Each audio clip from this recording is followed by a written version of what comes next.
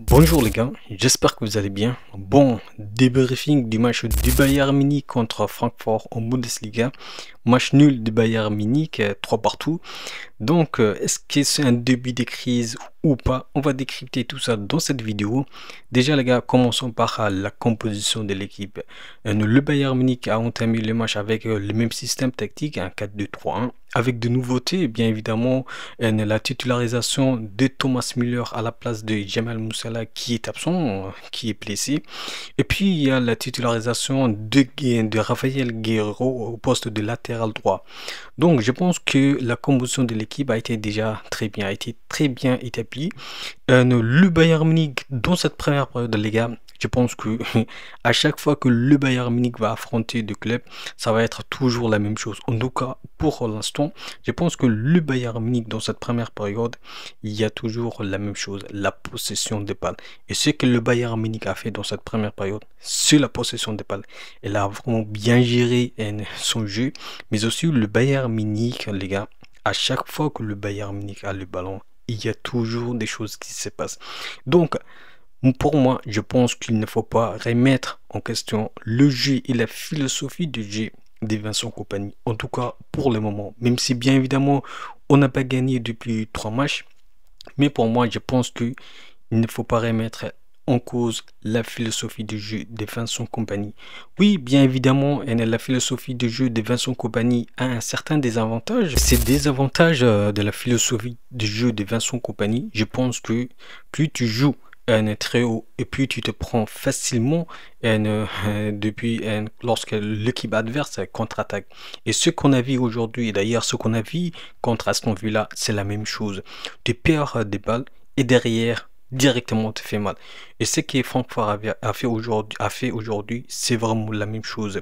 Francfort avait des joueurs très rapide en profondeur et le Bayern Munich et surtout les défenseurs n'ont pas pu maîtriser. Bien évidemment, nos défenseurs, que ce soit Kim ou que ce soit Upamecano, ont fait vraiment un match extraordinaire.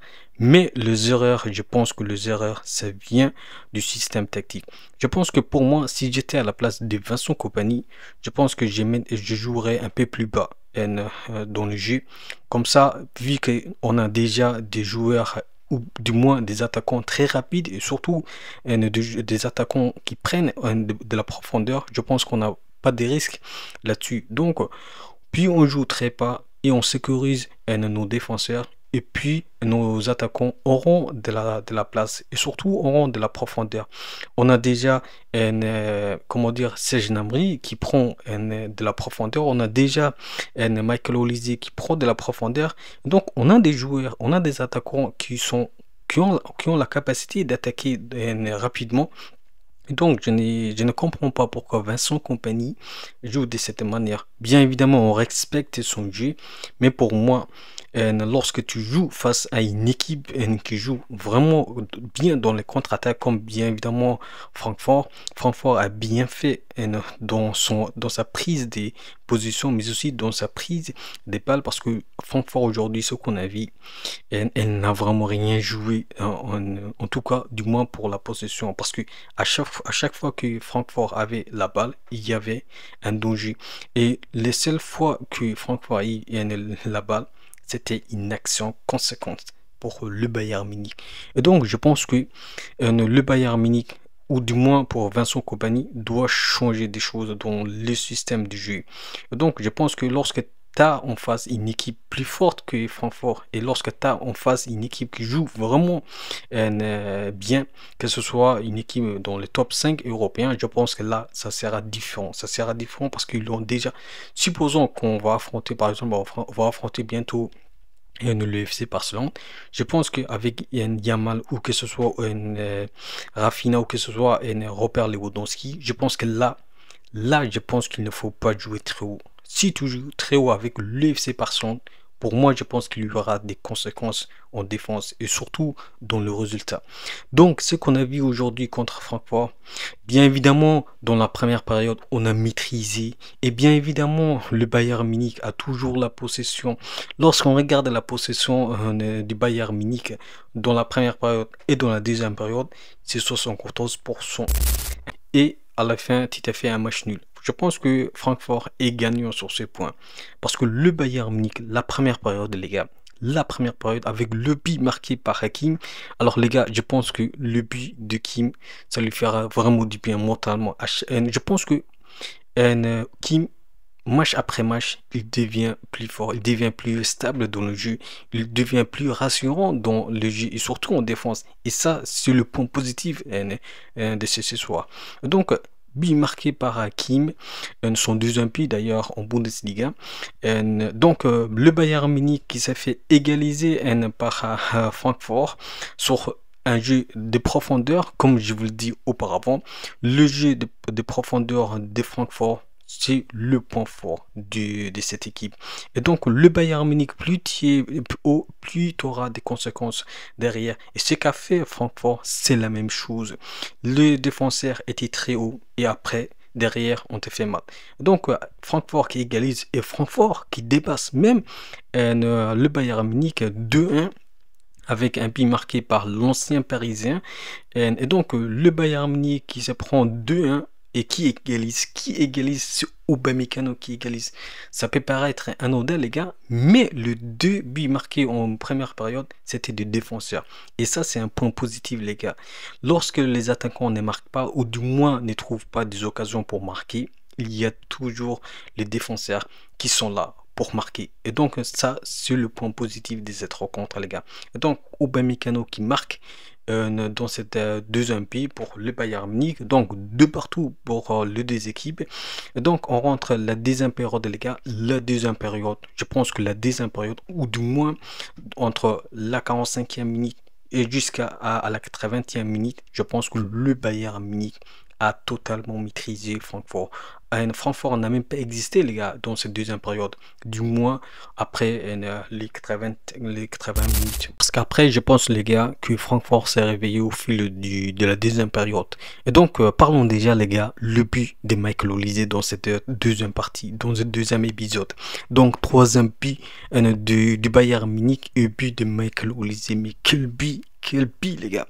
Michael Olise, lorsqu'il joue comme ailier droit, je pense qu'il est meilleur. Et donc, l'erreur qu'a fait Vincent Kompany contre Aston Villa, c'était le fait de placer Michael Olise comme numéro 10. Il fallait mettre numéro 10 Thomas Müller. Thomas Müller, qu'on parlera un peu plus tard. Mais les gars, Michael Olise, je pense qu'il est... Michael Olise, c'est un bijou. C'est un bijou avec un pied gauche spécial. Je pense que Michael Olise... C'est la raison pour laquelle déjà Leroy Sané n'a même pas rentré. Est-ce que vous l'avez vu, Michael? Est-ce que vous avez vu Leroy Sané? Non, Leroy Sané n'a même pas rentré parce que quoi? Michael Olise était très en forme. Et donc je pense que Michael Olise, cette saison, il va faire vraiment quelque chose de grandiose, les gars. Des grandioses. En tout cas, j'espère vraiment pas qu'il se blesse parce que Michael Olise en forme, c'est bluffant, c'est bluffant. Et donc, but de Michael Olise, il faut pas oublier, les gars, passe décisive de Harry Kane. Harry Kane, les gars, parlons de Harry Kane. Harry Kane, à part cette passe décisive qu'il a fait, je pense que Harry Kane, il était du moins invisible pour moi. Parce que bien évidemment, Harry Kane, c'est un joueur qui participe au jeu, c'est un joueur qui sait faire jouer aux autres. Donc, je ne remets pas en question la qualité du jeu de Harry Kane, mais plutôt, j'ai dit que Harry Kane, il était timide. D'ailleurs, il était timide contre Aston Villa. Donc, c'est pas quelque chose de négatif lorsque j'ai dit que Harry Kane était invisible. Je pense que Harry Kane, ou du moins ce que j'ai dit, Harry Kane était très timide dans cette match. Donc voilà, Harry Kane, même s'il a fait un basse décisif, mais pour moi je pense qu'il était timide dans cette match. Donc parlons de Thomas Müller. Thomas Müller, les gars, qui était titulaire aujourd'hui, titulaire pour sa première Bundesliga, du moins en étant titulaire. Je pense que Thomas Müller a fait un match extraordinaire. Thomas Müller, c'est un joueur qui a de l'altruisme, c'est un joueur qui est généreux. Et dans cette match, ce qu'on a vu, c'est la même chose.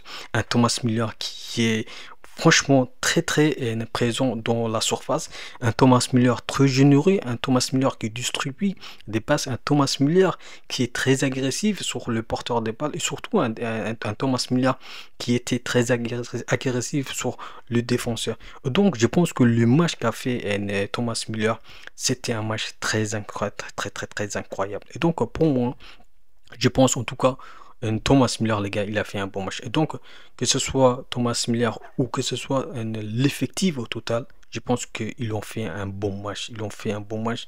Que ce soit Alphonso Davies, que ce soit Guerrero, que ce soit Upamecano, que ce soit Kim.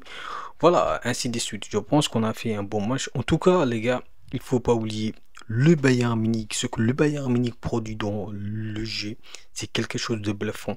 Et c'est la raison pour laquelle j'ai dit il ne faut pas remettre en question, ou du moins rapidement, la philosophie de jeu de Vincent Kompany. Parce que Francfort a égalisé à la 94e minute. C'est la raison pour laquelle je vous dis, les gars, que Vincent Kompany doit changer quelque chose. En jouant par exemple plus bas au lieu de jouer plus haut, ça pourrait changer quelque chose. En tout cas pour moi, parce que tu vas rassurer le défenseur, mais aussi tu vas protéger le résultat du match. Et donc, un Francfort qui égalise à la 94e minute, mais pour moi, je pense qu'il y avait un main, les gars. Il y avait un main sur le joueur de Francfort. Mais après, ça ne change rien sur la fin du match parce que l'arbitre n'a pas dit son mot, ou du moins, la VAR n'a pas interpellé. Mais bon, voilà, je pense que dans sa globalité, les gars, on a fait un bon match. On a fait un bon match. Mais le résultat, même si le résultat est du moins très désavantageux pour le Bayern Munich et qui est très avantageux pour Francfort, parce que pour Francfort, c'est un match gagné, contrairement à nous, parce que pour nous, un match nul, ça nous arrange pas, même si bien évidemment, on est très loin en termes de classement. Mais pour moi, je pense que les gars, il fallait corriger ce qu'on a fait contre Aston Villa. Les erreurs qu'on a fait, il fallait corriger aujourd'hui. Les erreurs qu'on a fait contre Aston Villa, il fallait corriger aujourd'hui. Et le Bayern Munich n'a pas fait ça. Et donc voilà, je pense que c'est le seul point négatif que je voulais dire, mais ça mérite de dire. Voilà, mais pour le reste, les gars, je pense qu'on est vraiment très fort dans ce que nous proposons, mais aussi dans ce que Vincent Kompany propose. Voilà, les gars, on a fait un bon match. Et voilà, les gars, c'est la trêve internationale. On va se revoir plus tard. Voilà, les gars, je pense que j'ai tout dit. Dites-moi ce que vous avez pensé de cette match. Est-ce que vous êtes dessus du résultat? Et qu'est-ce que vous en pensez de la philosophie de jeu de Vincent Kompany? Est-ce qu'il faut changer des choses ou pas? Et dites-moi quel joueur vous a le plus bluffé dans cette match. Voilà, les gars, je pense que j'ai tout dit. Et n'oubliez pas, on peut aimer le foot, mais avec le Bayern Munich.